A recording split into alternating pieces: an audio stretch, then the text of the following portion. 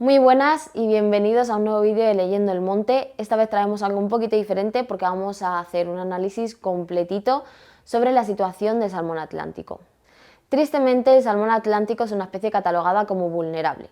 Esto quiere decir que si no se corrigen rápidamente los factores adversos que actúan sobre ella, próximamente pasará a estar en peligro de extinción.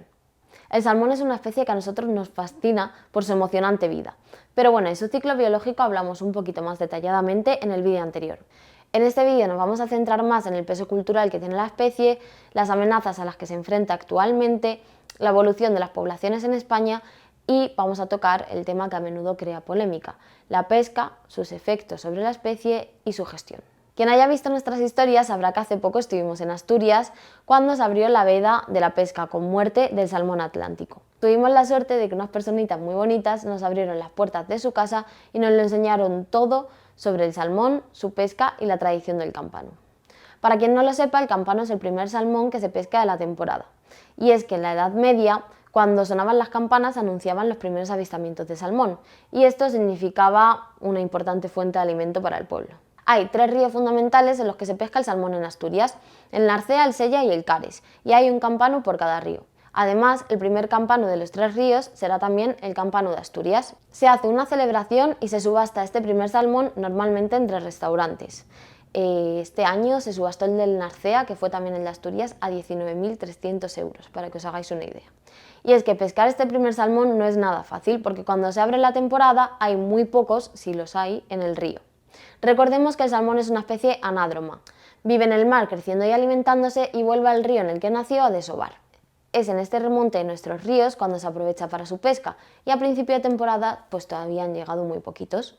Para pescar este primer salmón hay que saber dónde y cómo buscarlos. Estando allí nos dimos cuenta de la cantidad de información que realmente hace falta para pescarlo, dónde le gusta ponerse, a qué profundidad, con qué caudal, y es que en la mayoría de ocasiones pesca sin ver el pez, únicamente sabiendo qué pozos le gustan y a qué profundidad suele ponerse, y habiendo observado el río días anteriores. Estos días en los que se busca el primer salmón son un auténtico evento cultural.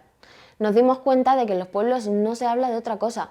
La gente se llama para preguntar cómo va, se sabe en qué pozos está cada uno pescando y van a verse, y bueno, por supuesto, cuando se subasta el campano se hace una gran fiesta.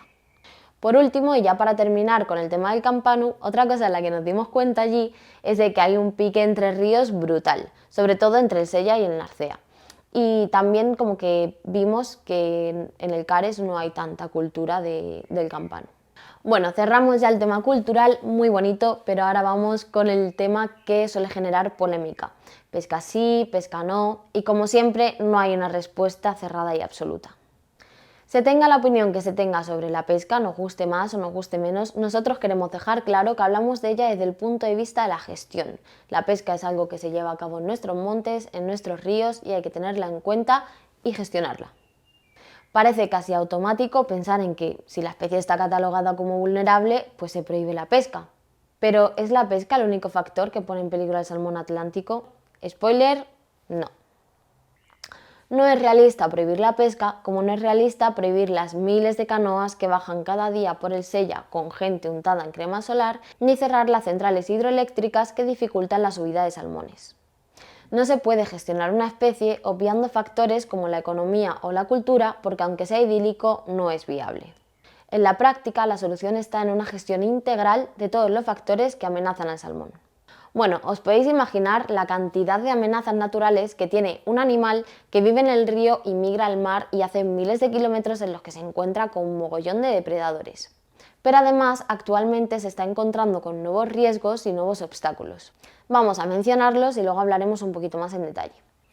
Tenemos la pesca marítima, que sobre todo cuando se supo dónde van a comer los salmones tuvo un impacto brutal sobre las poblaciones. Tenemos, por supuesto, la pesca en los ríos, de la que vamos a hablar muy detalladamente. También les afecta muchísimo la contaminación procedente de los vertidos industriales y urbanos. Una de las grandes amenazas son las presas y saltos de agua. Como bien sabemos, el salmón viene del mar y remonta al río, y en los años 60 se empezaron a construir un mogollón de presas que eran infranqueables para ellos. Otro factor es la extracción de áridos, que ocasiona daños irreparables en las zonas donde ellos desovan, porque ellos necesitan un diámetro de grava, una profundidad, bueno, son un poco exquisitos. las captaciones de agua para usos urbanos y agrícolas, que sobre todo en verano tiene graves consecuencias porque el salmón necesita mucho caudal para moverse por el río, el cambio climático, que en España les está afectando muchísimo porque la población de salmones española es prácticamente un relicto de la última época glaciar, es la población más al sur de Europa. Entonces, ¿qué pasa? Ellos prefieren las aguas frías, la temperatura del agua está subiendo y esto viene acompañado con la sequía, que ellos pues lo que hacen cuando sube la temperatura es ponerse al fondo, en los pozos más hondos, porque está más fresquita el agua, pero cada vez más también por la sequía se están quedando sin esta profundidad.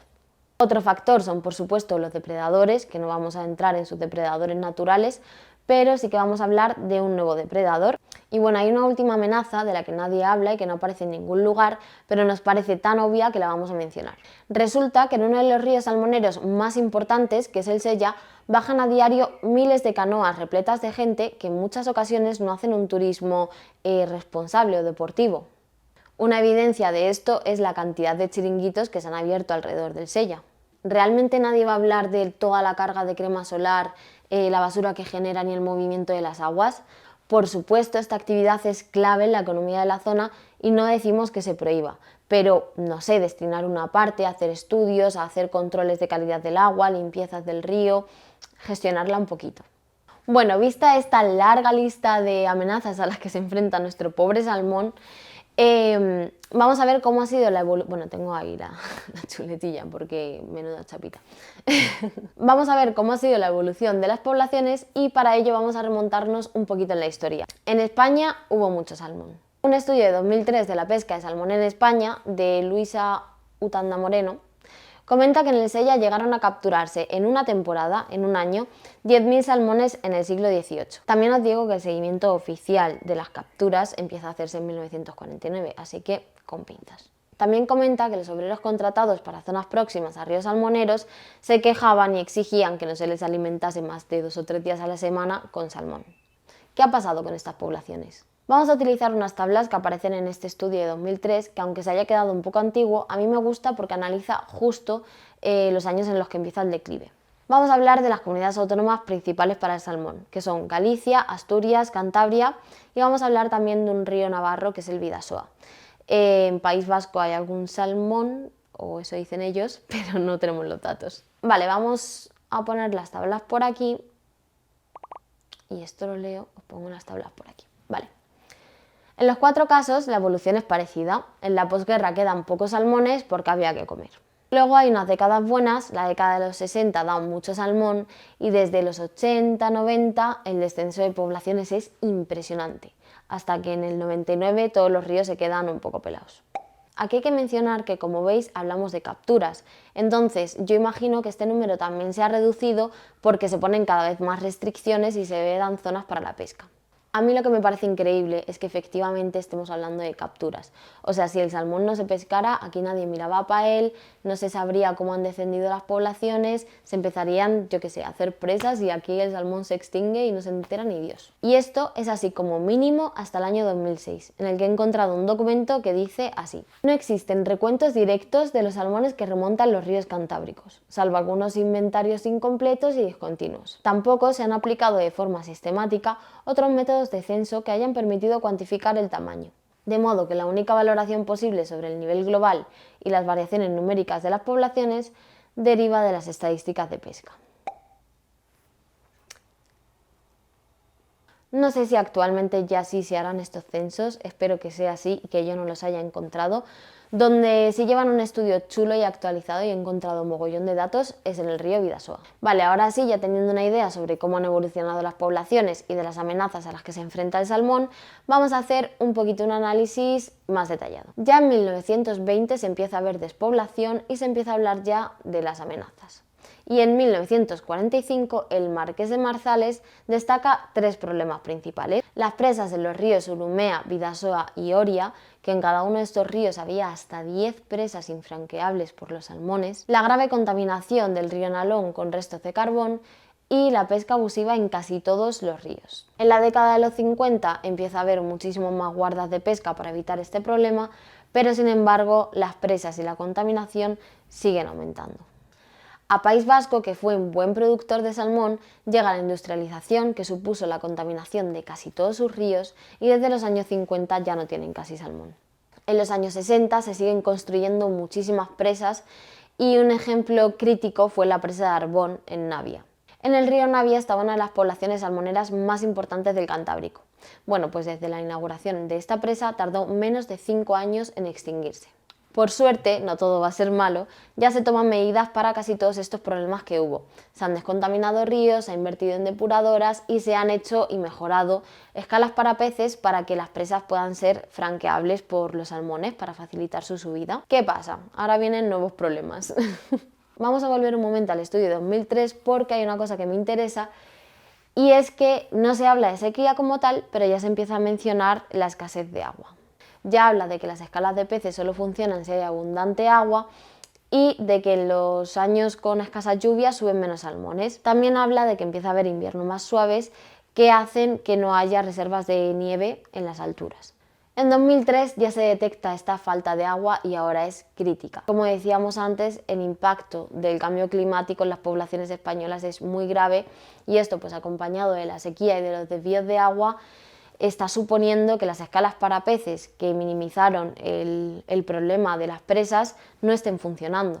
Por supuesto, a escala global hay que reducir el cambio climático, pero a escala local es necesario que los desvíos de agua para usos urbanos y agrícolas se vayan reduciendo, sobre todo en los ríos salmoneros. Necesitamos empezar a buscar alternativas más sostenibles. Bueno, pues ya hemos hablado un poquito del tema de la contaminación, de las presas y de la falta de agua. Ahora vamos con la polémica pesca. Empezaré contando una anécdota que yo creo que explica muy bien lo que es un ejemplo de buena gestión. Un guarda con el que tuve la suerte de acudir a un seguimiento de lobo me dijo que él sabía que la gestión estaba siendo buena cuando se le quejaban ecologistas y ganaderos por igual. Hemos leído y hablado tanto con ecologistas como con pescadores y sinceramente creo que los dos tienen parte de razón y que las dos partes buscan lo mismo, la conservación de la especie. Creo que esto pasa en casi todos los ámbitos y que al final no hacen más que pelearse entre ellos y quejarse uno de los otros en vez de trabajar juntos. Mi punto de vista es el de dejar las diferencias a un lado y dejar de pelearnos para poder conseguir el objetivo de la conservación. Me voy a centrar en Asturias porque es lo que más conozco y es donde he tenido la suerte de poder contrastar la legislación y lo que he leído con los locales de la zona. Como hemos dicho antes, no vamos a cerrar las centrales hidroeléctricas ni a prohibir las canoas y tampoco vamos a prohibir la pesca. ¿A qué me refiero con esto? Como vimos en la entrevista con Antón Caldevilla, son los pescadores que pagan la cuota anual de la Sociedad del Esmerillón los que mantienen y gestionan la piscifactoría de repoblación de salmón, trucha y reo. La repoblación es otro tema que causa polémica. Muchas personas piensan que es una solución simplista y superficial y que debería dejarse de pescar para que deje de hacer falta repoblar y punto. Pero como hemos visto, las repoblaciones no son solo necesarias porque se pesque. Si se dejara de pescar, se cerraran las piscifactorías, el resto de factores seguirían actuando sobre el salmón y acabarían con la especie. Lo que sí opino, y estoy de acuerdo, es que la repoblación es una solución superficial y temporal, o sea que debería ser un complemento mientras se van gestionando todas esas amenazas que actúan sobre el salmón. O sea, como que estoy de acuerdo, pero creo que se quedan en, bueno, pues que no se pesque y así no se repobla, y no, o sea, sería, bueno, pues que se gestionen todas las amenazas que tiene el salmón, entre ellas la pesca, por supuesto, y así se puede dejar de repoblar, que no es la solución, pero que es necesaria mientras se encuentra la solución. Vale, entonces seguimos. Son los pescadores los que llevan a cabo estas repoblaciones. Sería súper bonito que se hiciera de forma altruista, la verdad, pero de momento es el pescador el que está ahí. De todas formas, en el vídeo que tenemos con la entrevista de Antón Caldevilla podéis ver dónde van los fondos de la cuota anual de la Sociedad del Esmerillón y por supuesto podéis pagarla aunque no pesquéis. O sea, estáis pagando el mantenimiento de la piscifactoría, solo que con el nombre de una sociedad de pescadores. Ahí es donde encuentro el problema. Fuera parte de esta consecuencia directa, si se prohibiera la pesca, que no estaría la piscifactoría, estando allí hemos visto que la figura del pescador es fundamental para la gestión de nuestros ríos por varios motivos. Vamos a empezar por un motivo un poco triste, un poco lamentable. Y como hemos visto a lo largo del vídeo, es que si no hubiera pesca no tendríamos datos sobre la especie. Otra función de la figura del pescador es la vigilancia. Realmente cumplen a rajatabla las restricciones, respetando los días de pesca, los lugares, aparejos, etc. Está muy interiorizado lo de cumplir las restricciones. De hecho, ellos mismos se controlan, o sea, nosotros nos quedamos flipando que a lo mejor estábamos 4 horas en un pozo y en las 4 horas aparecían, qué sé yo, 5 pescadores, pues a ver cómo íbamos, a ver cómo lo estábamos haciendo, hablar con nosotros, y los que no veríamos, porque nosotros también cuando pasábamos por otros pozos nos fijábamos y la gente no se enteraba de que pasábamos por ahí. O sea, entre ellos mismos se controlan bastante. Por otro lado, también flipamos con la cantidad de caminitos y de pasarelitas que hay a lo largo del río y que constituyen una gran herramienta para llevar a cabo estudios o, no sé, otras actividades, y también pueden ser itinerarios de mucho atractivo para el turismo. Por último, queremos hacer hincapié en el conocimiento de estas personas. No hay dinero para pagar un estudio que tenga a una persona observando el río todos los días durante años. O sea, lo que hemos aprendido sobre el Sella en 4 días yendo con ellos es impresionante, es que no tiene precio. Más de 50 años de observación, se conocen los hábitos del salmón, dónde le gusta ponerse, los pozos, la profundidad, cómo es el fondo del río en cada sitio, es que es impresionante, de verdad. De hecho, leyendo estudios he confirmado datos sobre el comportamiento del salmón que ellos ya me habían contado. Creemos que esto es muy importante tenerlo en cuenta, ya que la observación es la base de cualquier ciencia. O sea, los pescadores van a ser los primeros en detectar si hay un cambio en el río. ¿Y cómo se puede tener en cuenta este conocimiento? Pues por ejemplo, hablando con ellos hemos detectado un posible problema, que es la pesca sin muerte. Algunos la llaman muerte silenciosa, y es que nos han explicado que el salmón no es como una trucha, que la coges, la sacas, la sueltas y ya está, sino que el salmón lo pelea mucho, ¿vale? O sea, puedes estar horas peleándote con el salmón para sacarlo. Estamos hablando de un bicho de 8 kilos, ¿eh? Entonces, ¿qué pasa? Que esto a ellos les deja exhaustos, los deja sin energía. Porque, bueno, además el salmón cuando remonta a los ríos, él se alimenta en el mar, pero él cuando remonta a los ríos para reproducirse y tal, no come absolutamente nada en todos esos meses. Entonces, la pelea para sacarlo del agua los deja exhaustos, y ya ha habido avistamientos de salmones que aparecen muertos en zonas aguas abajo de pozos de pesca sin muerte. A ver, no estamos diciendo que porque ellos hayan visto esto, pues ya se tengan que tomar medidas, pero yo creo que es muy importante que este tipo de observaciones y avistamientos se tengan en cuenta, pues a lo mejor para hacer un estudio sobre el impacto de esta modalidad de pesca en las poblaciones. Porque si esto es así en un porcentaje considerable de los casos y tienen razón, la pesca con muerte tiene un cupo de 2 salmones por temporada y pescador, pero la pesca sin muerte no tiene cupo en Asturias y podrían estar matando muchos más salmones. Otro ejemplo de estas observaciones es el cormorán, que es el nuevo depredador al que me refería antes. Pescadores y guardas con los que hemos hablado coinciden en que en las últimas décadas el cormorán, que antes solo estaba en las costas, ahora están por todo el río. ¿Qué pasa? Que esta ave depreda muchísimos salmones en su etapa juvenil. Pues igual, creo que sería adecuado hacer un estudio sobre el motivo de estos desplazamientos y sobre el impacto en las poblaciones. Aunque creo que ya he leído algo sobre que se está haciendo algún control poblacional o algo así, pero no estoy muy segura. Y bueno, ya por último voy a hablar un poquito de la legislación, y en esta serie de vídeos que hemos hecho nosotros mismos hemos experimentado un claro ejemplo de esto que estamos hablando, ¿vale? Bueno, si habéis visto el vídeo de Rogelio, el año pasado se quejaba pues de que hicieron la absurdez de poner un cupo al río Narcea. O sea, es decir, que se pescaban X peces y cuando el río diera ese número de peces se dejaba de pescar, ya se acababa la temporada. Rogelio decía que esta medida es lo mejor que pueden hacer, que la tendrían que haber hecho hace muchos años, pero siempre y cuando le pongan un cupo a todos los ríos, porque claro, si se lo pones al Narcea pero no se lo pones al Sella y al Cares, pues la sobrepesca que te evitas en el Narcea la multiplicas en los otros 2 ríos. Entonces, bueno, pues es un ejemplo de que si hubieran hablado un poquito más con la gente y hubieran legislado entendiendo cómo funciona desde dentro, pues a lo mejor lo habrían puesto hacía muchos años. Pero bueno, este año lo han puesto un cupo a los 3 ríos, por fin. Vale. Otro tema son los cotos. O sea, la administración tiene que poner medidas, sí, pero en pro de la conservación, no de ganar más dinero. No es que se saque poco con la pesca, ¿eh? Hay unos 79 cotos en Asturias a 100 euros el día. Pues estamos hablando de 7.900 euros al día, más o menos, 5 días a la semana, que son los días que se puede pescar. Y esto sin tener en cuenta pues cotos parciales, licencias de pesca, etc. O sea que mueve dinero esto. Bueno, pues resulta que han hecho la legislación de tal forma que a partir de una fecha ya no se puede pescar en zona libre. Entonces, ¿Es esto una medida para que los salmones tengan más pozos en los que descansar según avanza la temporada? Porque si fuera así me parecería una buena medida. Pero no, porque no es que hayan vedado zonas. O sea, no es que lo que eran zonas libres de pesca las hayan vedado, sino que las han convertido en cotos. Es decir, que se van a pescar los mismos salmones, pero pagando 100 pavos. Entonces, bueno, ya para terminar el vídeo me gustaría condensar un poco las conclusiones sobre todo este viaje y análisis que hemos hecho de la situación del salmón. Creo que el problema del salmón va muchísimo más allá de su pesca y creo que la gestión de la especie también tiene que hacerlo. Las medidas que propondría son un poco, sobre todo, actuar sobre el cambio climático porque afecta muchísimo a las poblaciones españolas.